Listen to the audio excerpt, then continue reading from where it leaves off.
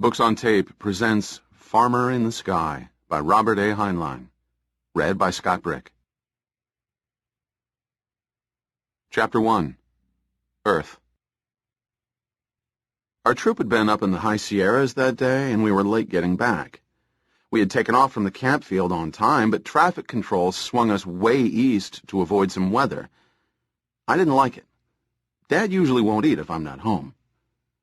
Besides that, I had had a new boy shoved off on me as co-pilot.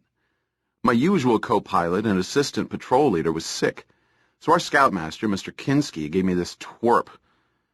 Mr. Kinski rode in the other copter with the Cougar Patrol. "Why don't you put on some speed?" the twerp wanted to know. "Ever hear of traffic regulations?" I asked him.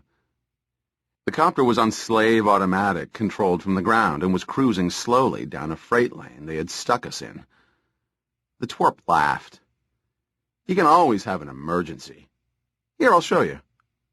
He switched on the mic. "Dog Fox 83 calling traffic." I switched it off, then switched on again when traffic answered and told them that we had called by mistake. The twerp looked disgusted. "Mother's good little boy," he said in sticky, sweet tones. That was just the wrong thing to say to me. "Go aft," I told him, "and tell Slats Kiefer to come up here." "Why? He's not a pilot. Neither are you for my money. But he weighs what you do, and I want to keep the crate trimmed." He settled back in his seat.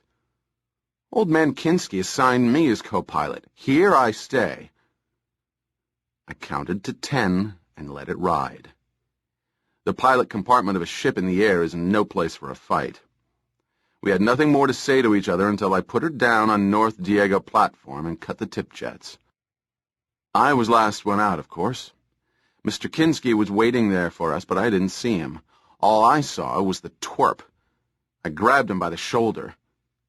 "Want to repeat that crack now?" I asked him. Mr. Kinski popped up out of nowhere, stepped between us, and said, Bill, what's the meaning of this?" I started to say that I was going to slap the twerp loose from his teeth, but I thought better of it. Mr. Kinski turned to the twerp. "What happened, Jones?" "I didn't do anything. Ask anybody." I was about to say that he could tell that to the pilot's board. Insubordination in the air is a serious matter. But that "ask anybody" stopped me. Nobody else had seen or heard anything. Mr. Kinski looked at each of us, then said, "Muster your patrol and dismiss them, Bill." So I did, and went on home. All in all, I was tired and jumpy by the time I got home. I had listened to the news on the way home. It wasn't good.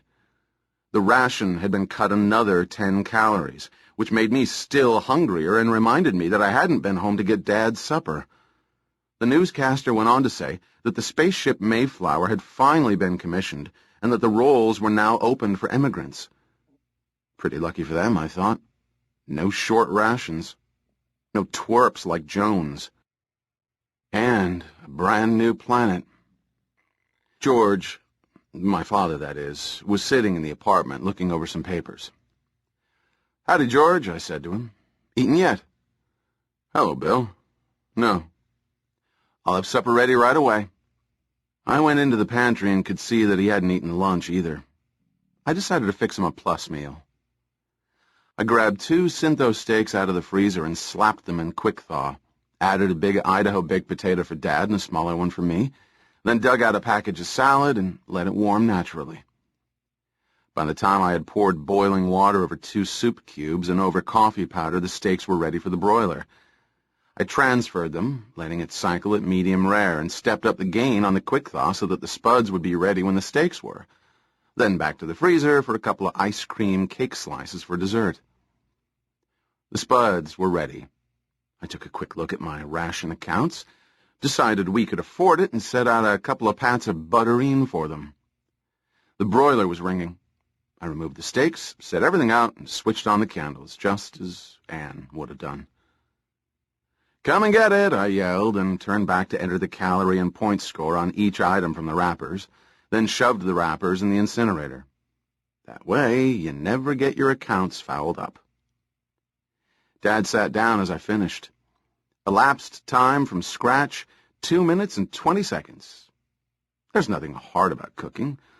I don't see why women make such a fuss about it. No system, probably.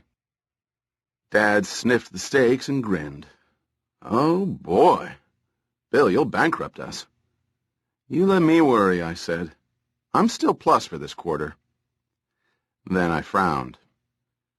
But I won't be next quarter, unless they quit cutting the ration. Dad stopped with a piece of steak on its way to his mouth. Again? Again. Look, George, I don't get it. This was a good crop year, and they started operating the Montana yeast plant besides. You follow all the commissary news, don't you, Bill? Naturally. Did you notice the results of the Chinese census as well? Try it on your slide rule. I knew what he meant, and the steaks suddenly tasted like old rubber. What's the use in being careful if somebody on the other side of the globe is going to spoil your try? Those darn Chinese ought to quit raising babies and start raising food. Share and share alike, Bill. But... shut up. George was right. He usually is, but somehow it didn't seem fair. Did you hear about the Mayflower? I asked, to change the subject. What about the Mayflower? Dad's voice was suddenly cautious, which surprised me. Since Anne died, Anne was my mother, George and I have been about as close as two people can be. Why, she was commissioned, that's all. They've started picking immigrants. So? There was that cautious tone again. What did you do today?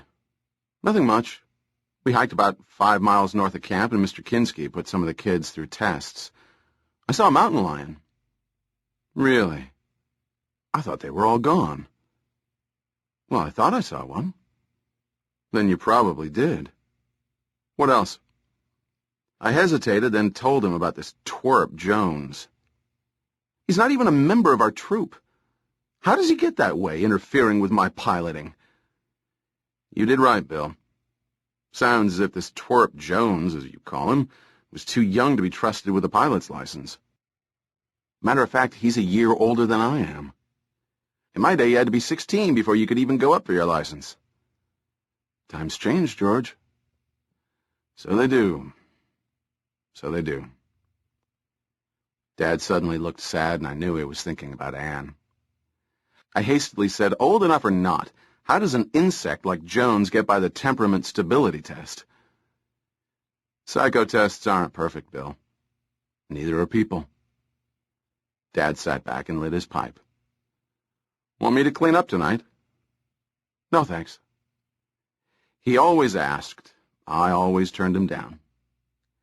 Dad is absent-minded. He lets ration points get into the incinerator. When I salvage, I really salvage. Feel like a game of cribbage? I'll beat the pants off you. You and who else? I salvaged the garbage, burned the dishes, followed him into the living room. He was getting out the board and cards. His mind wasn't really on the game. I was around the corner and ready to peg out before he was really underway.